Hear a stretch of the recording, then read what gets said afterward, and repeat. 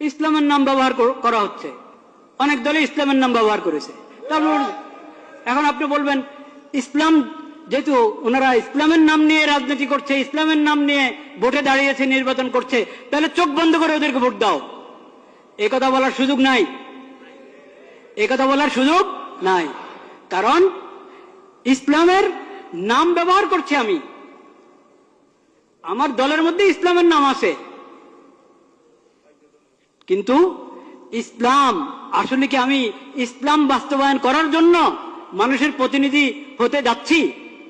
Vote দিয়ে মানুষের কাছে চাচ্ছি ইসলামের প্রতিনিধিত্ব করার জন্য সংসদে গিয়ে, সেটা আমি আমার নিয়ত আছে কিনা, বা আমি পারবো কিনা, বা আমি দল হিসাবে ইসলামের সঠিক ব্যাখ্যা গ্রহণ করি কিনা, ও সবকিছু দেখার আছে। একটা ইসলামী দল তার ইশতেহার পড়ে দেখেন, সেকুলার দলের ইশতেহার যেমন হয় ওই দলের ইশতেহারও তেমন।